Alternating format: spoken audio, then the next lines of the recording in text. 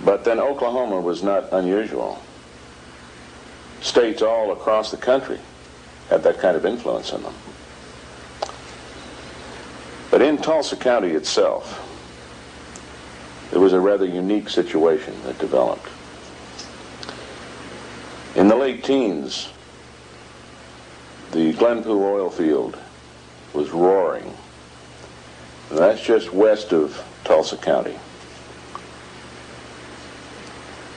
An awful lot of money poured into this city.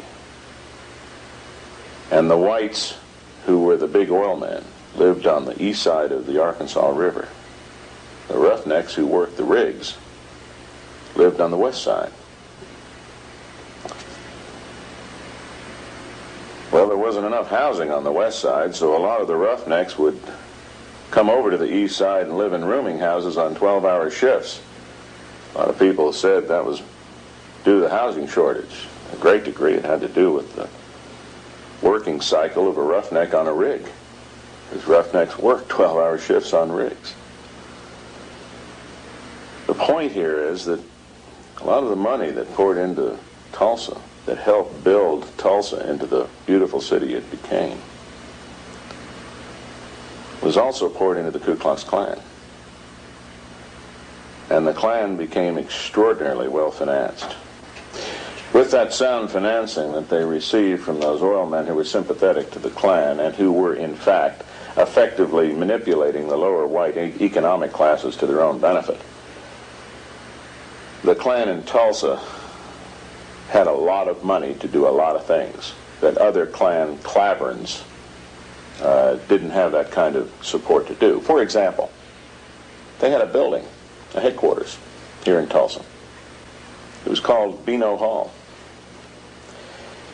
Now, what did Beano stand for?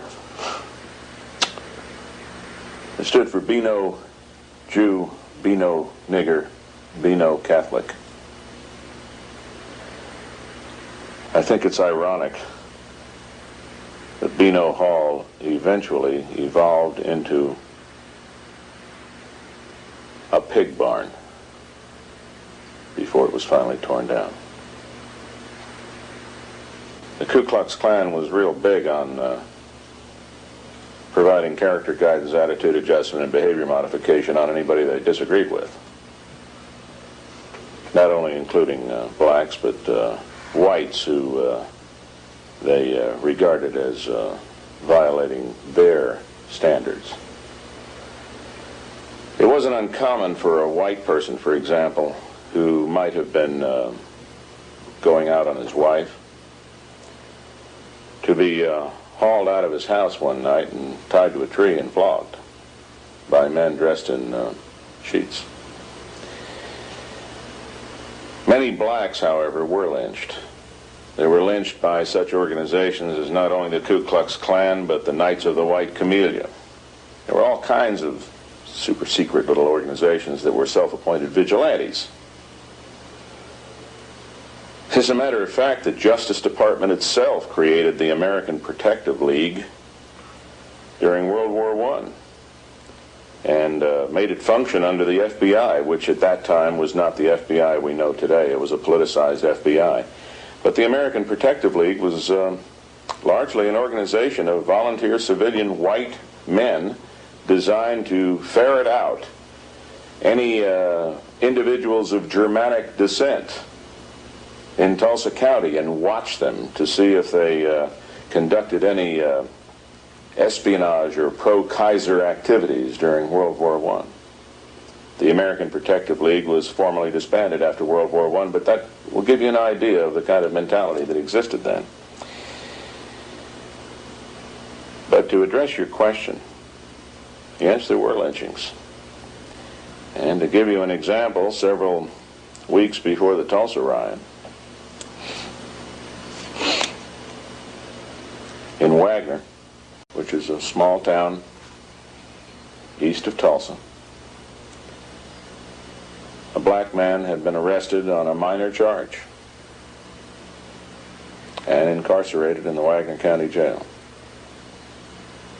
And that night, the sheriff, or the guard or deputy, whoever was responsible for the jail, conveniently went out to get a sandwich, just as a crowd of people dressed in white robes entered the jail, took the man out, put a noose around his neck, wrapped the other end of the rope around the bumper of a Model T Ford, and dragged him down the middle of Wagner Main Street. And that sort of thing didn't just happen in Oklahoma. That sort of thing happened across the country. And there were many lynchings before the riot, and I'm sorry to say there were many lynchings after the riot. But there weren't any lynchings in Tulsa County after the riot that I'm aware of. The men come and throwing away the guns over in the trash. Every time I think about the men throwing them guns away, I laugh about it.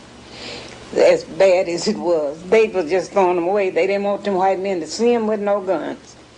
So they about 3 or 4 trucks of them, all them soldiers, they fell out there. So we're not going to hurt you, we're not going to hurt you.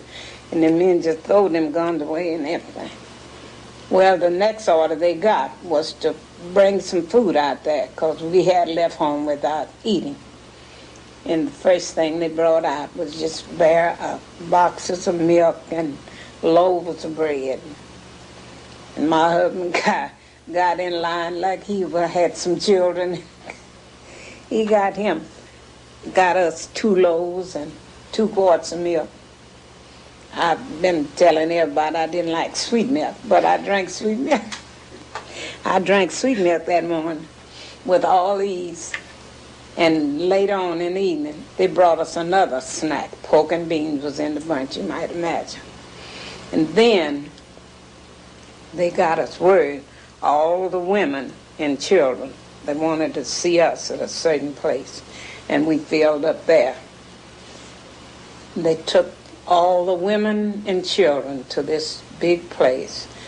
I still can't remember where they took us. I know it was something like it was like a fairground or something, a great big stadium. And I got scared there. I thought maybe they was going to put the men over there by themselves, which they did. But I thought they was going to kill them all.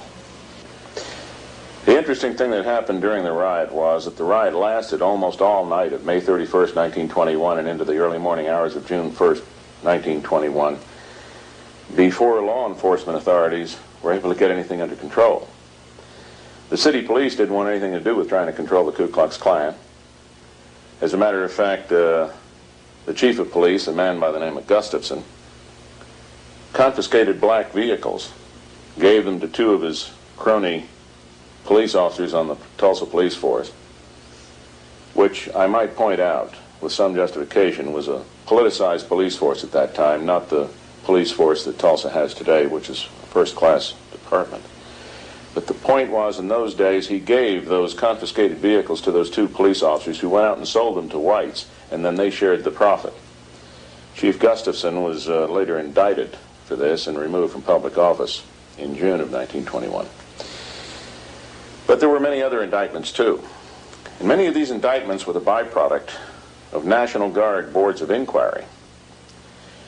Now, what happened in the riot, and this is fascinating, was that here you have a major war going on in the downtown portion of Tulsa that erupted and moved north into the north part of the city, eventually wiping out the north part of the city, devastating it totally.